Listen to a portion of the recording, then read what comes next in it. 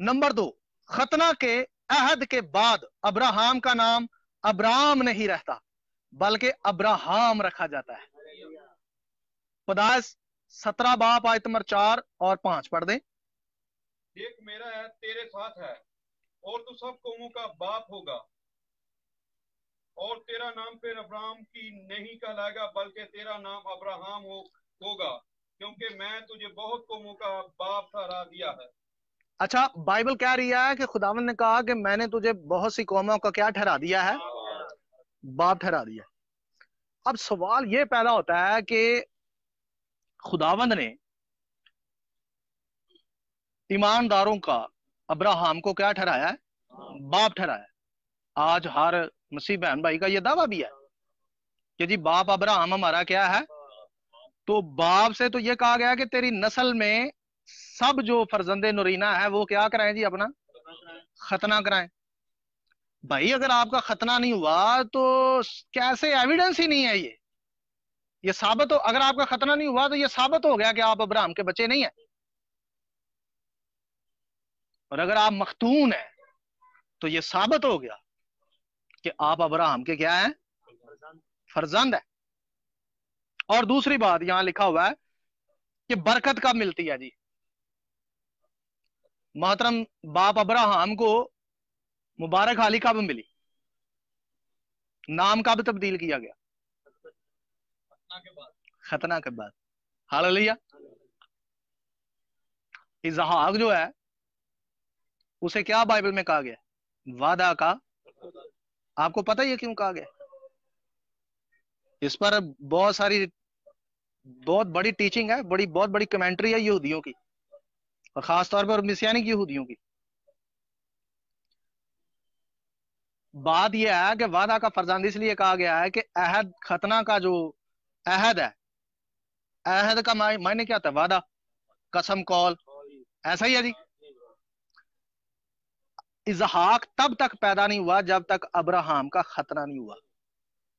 वो मख्तूनी की हालत में पैदा हुआ है। किस हालत में पैदा हुआ है? जब तक जनाबे बाप अब्राहम के बदन में अहद का निशान नहीं लगा तब तक इसहाक पैदा नहीं हुआ।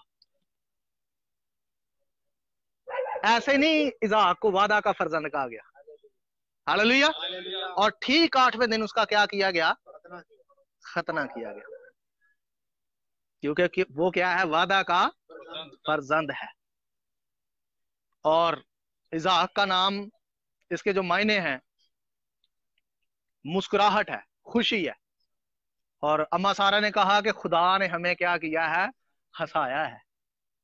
जब आप खुदा की वफादारी करते हैं, ताबेदारी करते हैं, तो खुदावंद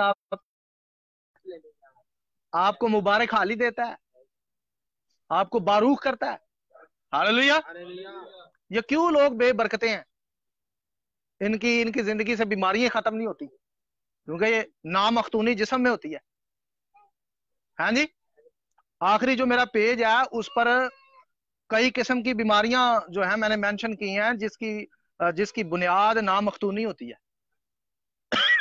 ठीक है ना जी। तो वो उस तरफ भी चलेंगे।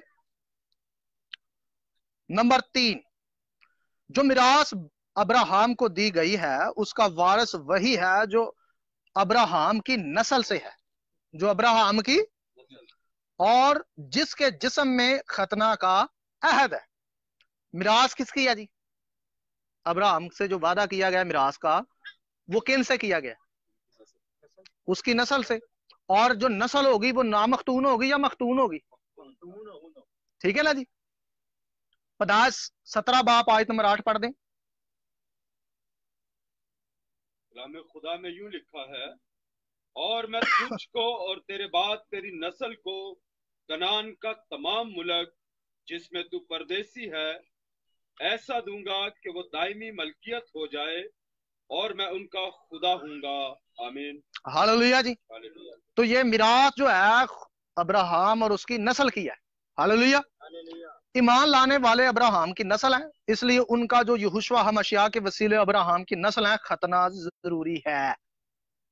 खतना जरूरी है ताकि उनके जिस्म में खतना का अहद हो, क्योंकि लिखा है कि अगर तुम मसीह के हो तो अब्राहम की नस्ल और वादा यानी अहद, वादा यानी अहद, अहद कौन सा? खतना का अहद।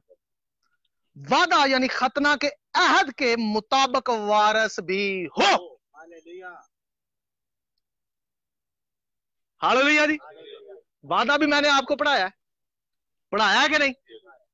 और उसी का इक्तबास जो है पौलुस रसूल यहां मेंशन कर रहा है, ठीक है ना जी।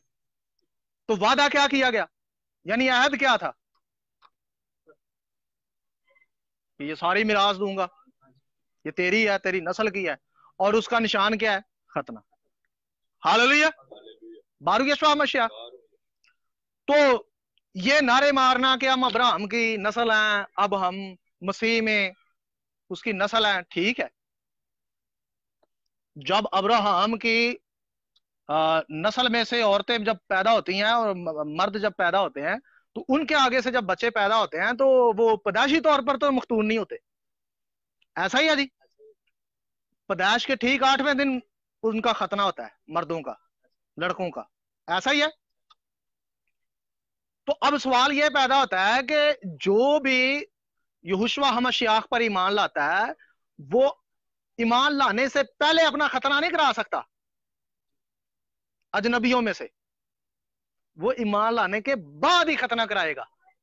जैसे कि मोहतरम जनाब बाप इब्राहिम पहले ईमान लाए, उसके बाद वो उन्होंने क्या किया जी?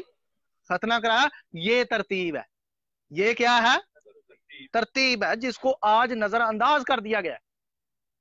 अच्छा जी, आगे बढ़ते हैं। पॉइंट नंबर 3, खतना अब्दी अहद का निशान। पॉइंट नंबर 3 है जी, अबरानी में जिस लफ्ज का तर्जमा अब्दी किया गया है वो अबरानी में ओलाम है, जिसके मायने हमेशा, कभी खत्म ना होना। अब इस लफ्ज से एक बात तो क्लियर है कि अब्दी के मायने यहोशुआ हमशियाह के कफारा तक नहीं है। जब खुदावंद खुदा ने, यहोवा खुदा ने कहा कि ये अब्दी अहद का निशान है, तो किस खादम को, किस पास्टर को ये अथॉरिटी है कि वो ये कहे जी अब हुण कफारा हो गया है ते हुण खतना की जरूरत नहीं है? कफारे की पेशन गोइयां खुद अंबिया के जरिए से यहोवा बाप खुद करवाते रहे, नबियों को भेज खबर देते रहे कि तुम्हारा फिदिया दिया जाएगा। ज़बूर की किताब में बारहा लिखा है कि मैं तेरा फिदिया देने वाला हूं। यसाया की किताब में लिखा है कि ऐ इसराइल मैं तेरा शोहर हूं और तेरा फिदिया देने वाला हूं। हालेलुया जी, तेरा कफारा देने वाला हूं। तो खुदावंद खुदा जो ये सारा प्लान खुद करने वाला है, उसी ने कहा कि ये अब्दी अहद है। ये कैसा अहद है? अब्दी अहद है।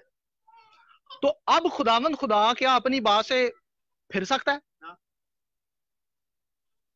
क्यों जी फिर सकता है? इसलिए गैर कौमें आज उंगलियां उठाती हैं, ऐसा ही है जी, और जहां से आता है वो बोल देती हैं। क्योंकि आज हमारे लोग अपनी किताब को खुद बदनाम करते हैं ऐसी बातें करके। क्यों जी? अच्छा, बाहर दी कौम का कोई बंदा आके कहे ना कि बाइबल च की हो गई है, तहरीफ हो गई है, तो उथे जी जलसे जलूस ते रैलियां ते एहतजाज होना भी चाहिए।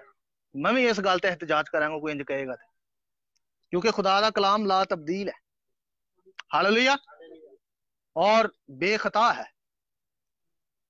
लेकिन सवाल यह पैदा होता है कि जब यही काम हमारी अपनी कौम कर रही है,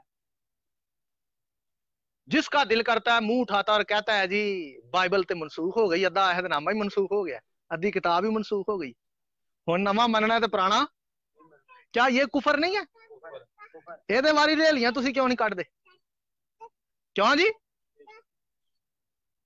ये भी तो कुफर है। मिशियाख ने क्या कहा कि जब तक जमीन आसमान ना टल जाए, शरीयत का एक नुक्ता एक शोशा हरगज। मुझे तो हैरत होती है कि आपका नजात दहिंदा इतना बड़ा दावा करके चला गया और आप लोग आसानी से लोगों की बात मान लेते हैं। क्यों जी? ऐसा हरगिज नहीं है। अब्दी के मायने हमेशा है, कभी ना खत्म होना, कभी। ना तो ये अहद भी हमेशा के लिए खुदा ने दिया आपको। बारू यशवा मसीहा।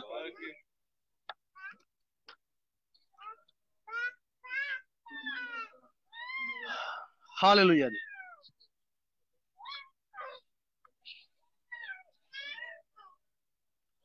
और ना ही